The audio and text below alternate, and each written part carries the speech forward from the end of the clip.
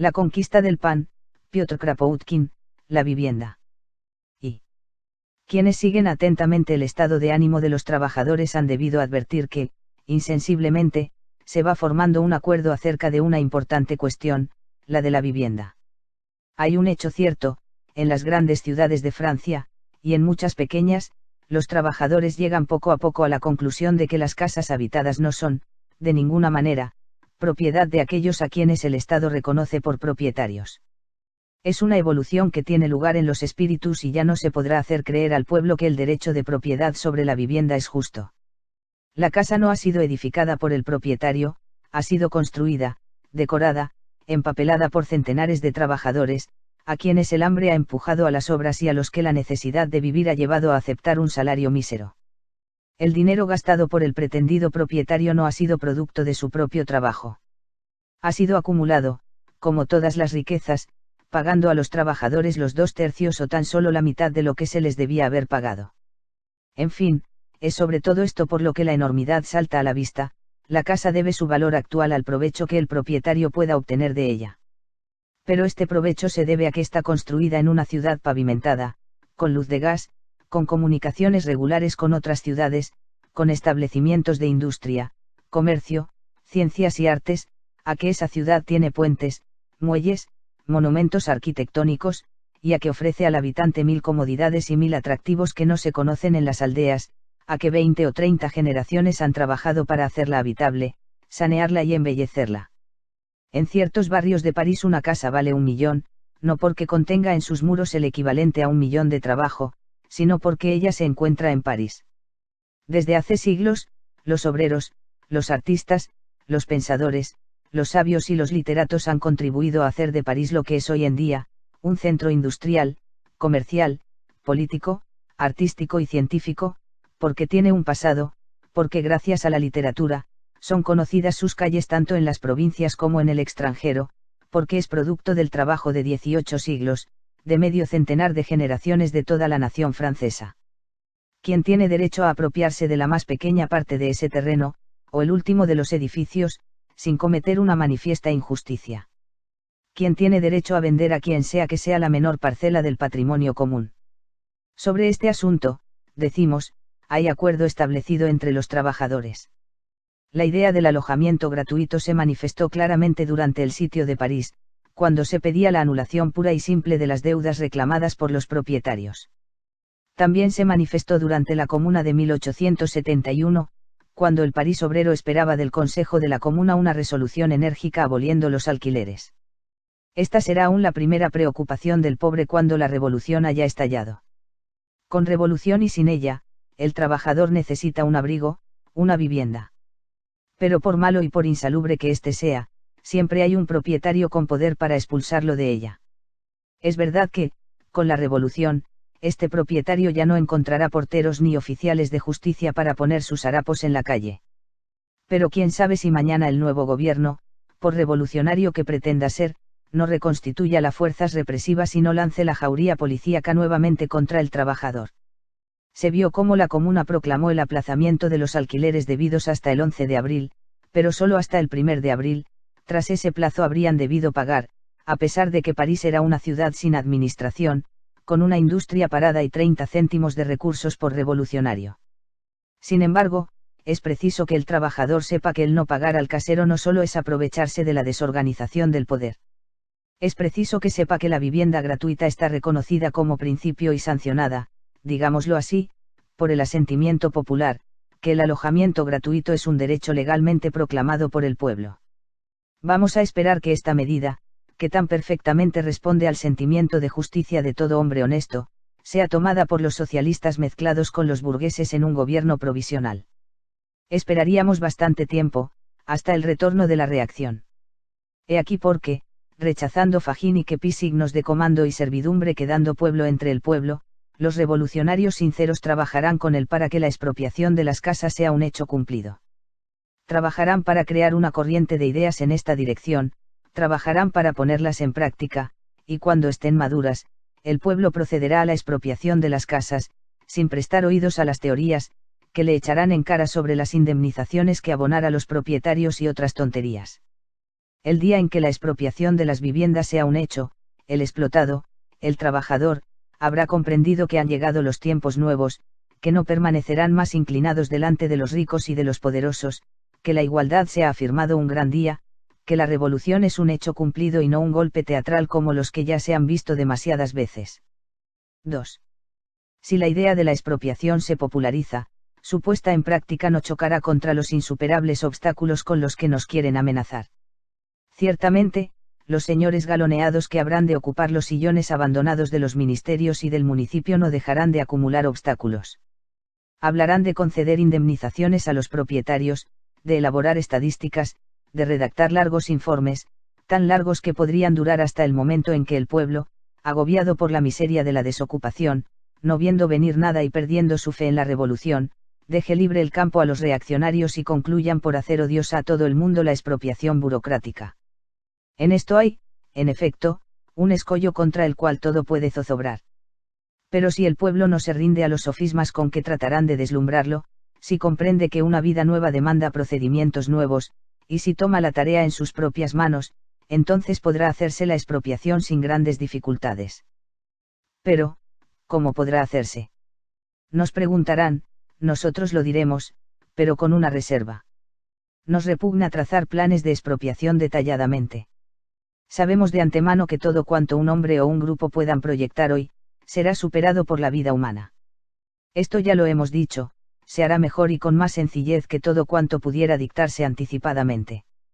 Asimismo, bosquejando el método según el cual podrían hacerse la expropiación y el reparto de las riquezas expropiadas, sin intervención del gobierno, solo queremos responder a los que declaran que tal cosa es imposible. Pero volvemos a recordar que de ninguna manera pretendemos preconizar tal o cual sistema de organizarse. Lo único que nos importa es demostrar que la expropiación puede hacerse por la iniciativa popular, y que no puede hacerse de ninguna otra manera. Es de suponer que desde los primeros actos de expropiación surgirán en el barrio, en la calle, en la manzana, grupos de ciudadanos de buena voluntad que vendrán a ofrecer sus servicios para investigar el número de apartamentos vacíos, de aquellos en los que se amontonan familias numerosas, de las viviendas insalubres y de las casas que, siendo demasiado espaciosas para sus ocupantes, podrían ser ocupadas por aquellos a quienes les falta aire en sus cuchitriles. En pocos días, esos voluntarios relevarán en cada calle y en cada barrio las listas completas de todas las viviendas, saludables y malsanas, estrechas y espaciosas, de los alojamientos infectos y de las moradas suntuosas. Se comunicarán libremente sus listas, y en pocos días se dispondrá de estadísticas completas. La estadística engañosa puede fabricarse en las oficinas, la estadística verdadera, exacta, no puede provenir más que del individuo, que se remonta de lo simple a lo compuesto. Entonces, sin esperar nada de nadie, esos ciudadanos probablemente irán en busca de sus camaradas que habitan en tugurios, y les dirán sencillamente, esta vez, compañeros, la revolución va en serio. Esta tarde, en tal lugar, se reunirá todo el barrio para el reparto de las viviendas. Si no quieren quedarse en sus tugurios, elegirán una de las casas de 5 habitaciones que están disponibles. Y en cuanto se hayan mudado, será asunto concluido. El pueblo armado se las entenderá con quien quiera desalojarlos. Pero todos querrán tener una vivienda con 20 habitaciones, nos dirán. Y bien no. Eso no es cierto. El pueblo nunca ha pedido tener la luna dentro de un balde. Por el contrario, cada vez que vemos a partidarios de la igualdad teniendo que salir al paso de una injusticia, nos impresiona el buen sentido y el sentimiento de justicia del que están animadas las masas. En alguna ocasión se le ha visto reclamar lo imposible. ¿Se ha visto alguna vez al pueblo de París pelearse al ir en busca de su ración de pan o de leña durante los 2 sitios? Se hacía cola con una resignación que no se cansaban de admirar los corresponsales de los periódicos extranjeros y, sin embargo, se sabía que los últimos en llegar pasarían el día sin pan y sin fuego. Ciertamente existen instintos egoístas en los individuos aislados de nuestras sociedades, lo sabemos muy bien. Pero también sabemos que el mejor modo de despertar y alimentar esos instintos sería confiar la cuestión de los alojamientos a una oficina cualquiera. Entonces efectivamente se abrirían paso las pasiones malsanas. Esto sería como tener la dedocracia en una empresa. La menor desigualdad haría poner el grito en las nubes, la menor ventaja concedida a cualquiera originaría denuncias de sobornos, y con razón. Pero cuando el pueblo mismo, reunido por calles, por barrios, por distritos, se encargue de mudar a los habitantes de los tugurios a las viviendas excesivamente espaciosas de los burgueses, los pequeños inconvenientes, las pequeñas inequidades, serán tomadas comprensivamente. Raramente se ha apelado a los buenos instintos de las masas. Sin embargo, durante las revoluciones, algunas veces se lo ha hecho, tratando de salvar el barco que se hundía, y nunca ha sido en vano. El hombre de trabajo ha respondido siempre al llamamiento con grandes entregas. Lo mismo sucederá en la próxima revolución. Pese a todo, probablemente habrá injusticias. No se podrán evitar. Hay en nuestra sociedad individuos a los que ningún gran acontecimiento hará salir de sus hábitos egoístas. Pero la cuestión no es saber si habrá o no injusticias. Se trata de saber cómo se podrá limitar su número. Pues bien, toda la historia, toda la experiencia de la humanidad, así como también la psicología de las sociedades, nos dicen que el medio más equitativo es confiar las cosas a los mismos interesados. Solo ellos podrán tener en cuenta y regularizar los 1000 detalles que inevitablemente escapan a toda repartición burocrática. 3. Por supuesto, no se tratará simplemente de hacer un reparto absolutamente igualitario de las viviendas, pero los inconvenientes que aún puedan presentar ciertas casas serán fácilmente reparados en una sociedad en la vía de la expropiación. Desde el momento en que los albañiles, los picapedreros, en una palabra, los de la construcción, sepan que tienen asegurada su existencia, no querrán más que retomar por pocas horas diarias el trabajo a que están acostumbrados. Ellos acondicionarán de otra manera las grandes viviendas, que necesitan a todo un estado mayor de personal doméstico, y en pocos meses habrán surgido casas mucho más saludables que las de nuestros días. Y a los que no estén suficientemente bien instalados, la comuna anarquista podrá decirles: paciencia, compañeros. Sobre el suelo de la ciudad libre van a levantarse palacios saludables, confortables y bellos, superiores a todos los que edificaban los capitalistas. Serán para los que más lo necesiten. La comuna anarquista no edifica con el objetivo de la ganancia. Los monumentos que erija para sus ciudadanos, producto del espíritu colectivo, servirán de modelo para toda la humanidad, serán nuestros. Si el pueblo sublevado expropia las casas y proclama la gratuidad de la vivienda, la comunidad de las habitaciones y el derecho de cada familia a un alojamiento higiénico, la revolución habrá tomado desde el principio un carácter comunista y se habrá lanzado por una vía de la que no podrán desviarla sino después de mucho tiempo. Se habrá dado un golpe mortal a la propiedad individual. La expropiación de las casas lleva así en germen toda la revolución social. Del modo en que se haga dependerá el carácter de los acontecimientos. O abrimos un camino amplio y grande al comunismo anarquista, o nos quedamos atascados en el fango del individualismo autoritario. Es fácil prever las 1000 objeciones que se nos van a hacer, unas de orden teórico, otras de sentido práctico. Ya que se tratará de sostener la iniquidad a toda costa, es seguro que en nombre de la justicia exclamarán: no es infame que los parisinos se apoderen de las casas hermosas y dejen los tugurios para los campesinos. No nos dejemos engañar. Estos rabiosos partidarios de la justicia, por los rasgos propios de su espíritu, olvidan la escandalosa desigualdad de la que se hacen defensores. Ellos olvidan que, en París mismo, el trabajador se sofoca en un cuartucho él, su mujer y sus hijos, viendo desde su ventana el palacio del rico. Olvidan que hay barrios en los que, faltas de aire y de sol, perecen hacinadas generaciones enteras, y que reparar esa injusticia tendrá que ser el primer deber de la revolución. No nos detengamos en estos reclamos interesados. Sabemos que la desigualdad, que realmente aún existirá entre París y las aldeas, es de aquellas que disminuirán cada día que pase. La aldea no dejará de darse alojamientos más sanos que los de hoy, en cuando el campesino deje de ser la bestia de carga del arrendador, del fabricante, del usurero y del Estado. Y, para evitar una injusticia temporal irreparable, es necesario mantener la injusticia que existe desde hace siglos. Las sedicentes objeciones prácticas tampoco son fuertes. He aquí un pobre diablo se nos dirá que, a fuerza de privaciones, ha logrado comprar una casa lo suficiente grande para que vivir allí con su familia. Es tan feliz. ¿Lo irán a echar a la calle? Ciertamente que no. Si su casa es suficiente apenas para alojar a su familia que, por supuesto, la habite.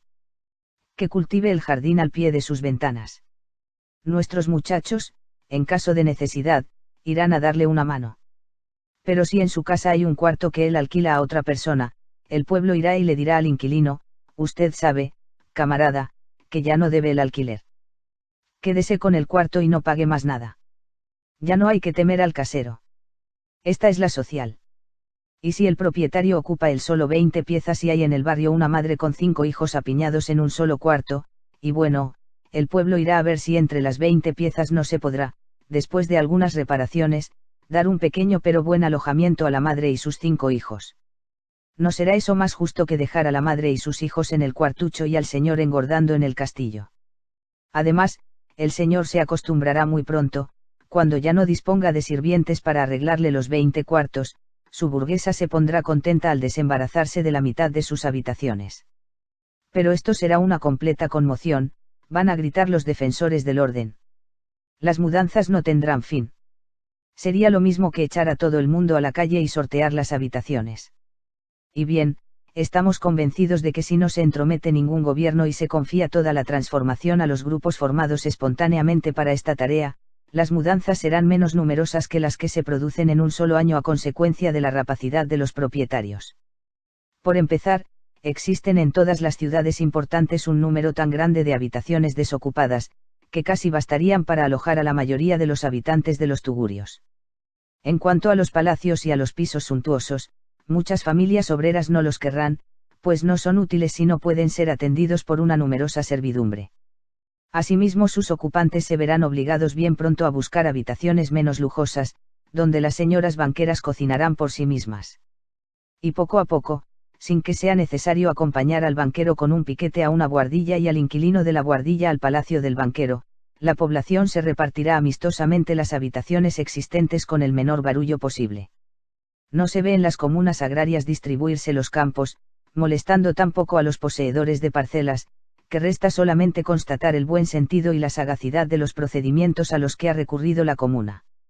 El comuna rusa, y esto está establecido por volúmenes de encuestas, hace menos mudanzas de un campo a otro que la propiedad individual con sus pleitos ante los tribunales. Y se nos quiere hacer creer que los habitantes de una gran ciudad europea habían de ser más brutos o menos organizadores que los campesinos rusos o los hindúes. Además, toda revolución implica un cierto trastorno de la vida cotidiana, y aquel que espera atravesar una gran crisis sin que a su burguesa se les desordene la olla, se arriesgan a llevarse un desengaño. Es posible cambiar de gobierno sin que al buen burgués le falte nunca la hora de la cena, pero no se reparan así los crímenes de una sociedad contra quienes la nutren. Habrá un trastorno, es cierto. Solamente que es necesario que este trastorno no sea a pura pérdida, es preciso que sea reducido a un mínimo. Y, una vez más, no dejaremos de repetirlo, que es dirigiéndose a los interesados, y no a las oficinas, que se obtendrá la menor suma de inconvenientes para todo el mundo. El pueblo comete disparate tras disparate cuando tiene que elegir en las urnas entre los engreídos que compiten por el honor de representarlo y se encargan de hacerlo todo, de saberlo todo, de organizarlo todo. Pero cuando el pueblo necesita organizar lo que conoce, lo que le atañe directamente, lo hace mejor que todas las oficinas posibles. No se lo ha visto durante la comuna y en la última huelga de Londres. No se ve todos los días en cada comuna agraria.